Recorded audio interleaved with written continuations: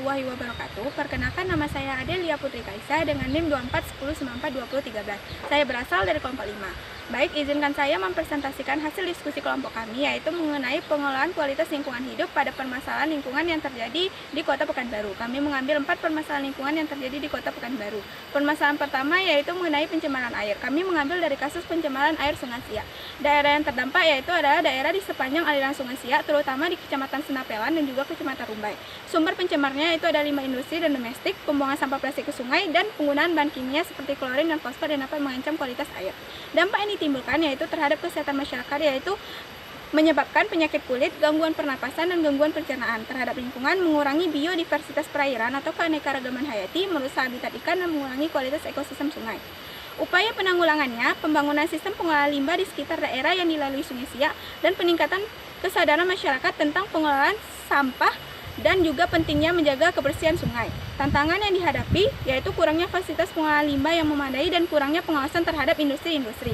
Solusi dan rekomendasinya yaitu membangun lebih banyak instalasi pengelolaan air limbah atau IPAL di sekitar Sungai Siak dan penegakan hukum yang lebih ketat terhadap pelanggaran yang dilakukan industri serta masyarakat. Pendekatan pengelolaannya yaitu yang pertama yaitu penegakan aturan ketat terhadap limbah industri dan domestik serta pengawasan sumber air. Yang kedua yaitu penerapan IPAL, filtrasi dan sensor pemantauan kualitas air. Yang ketiga kampanye kesadaran dan riset akademik. Yang keempat investasi infrastruktur air dan program CCR.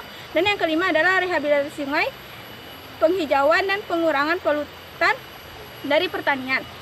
Masalah yang kedua yaitu adalah permasalahan kebisingan di Pekanbaru. Sumber kebisingannya yaitu lalu lintas padat, yaitu di sekitaran Jalan Jenderal Sudirman, Jalan Soekarno-Hatta, dan Jalan Riau. Yang kedua itu adalah dari industri, yaitu tingkat kebisingan yang mencapai 96,61 desibel.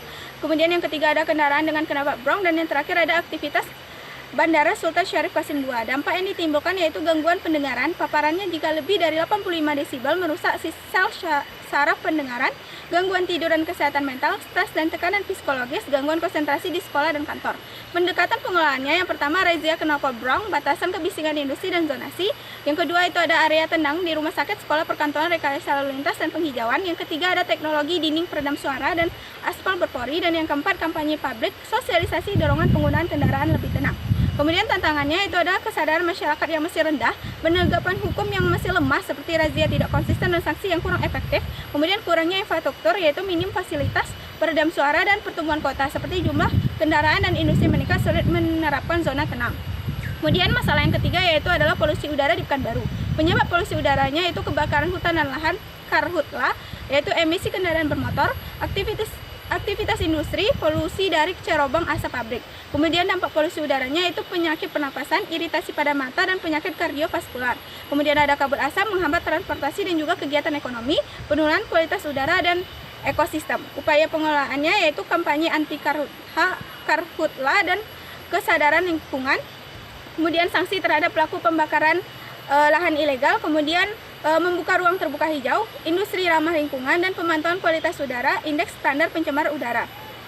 Kemudian tantangannya itu adalah kurangnya pemahaman masyarakat dan minimnya kesadaran akan bahaya karhutla, akses terbatas ke lokasi karhutla, sulitnya pemadaman api, keterbatasan dana, anggaran pencegahan, dan juga penanggulangan terbatas.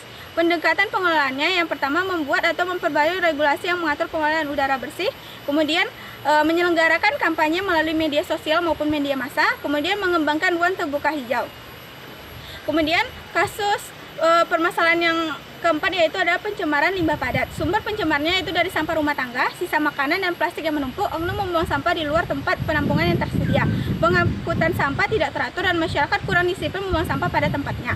Dan pengelolaan sampah oleh pihak berwenang tidak maksimal. Kemudian dampak yang ditimbulkan adalah penyakit kulit dan pencernaan yaitu diare dan tipes dari air dan lingkungan tercemar, kemudian pencemaran air dan tanah akibat sampah beracun dan mikroplastik, kemudian gangguan aktivitas ekonomi akibat sampah yang menghambat perdagangan dan juga transportasi, kemudian saluran air tersumbat dan meningkatkan risiko terjadinya banjir.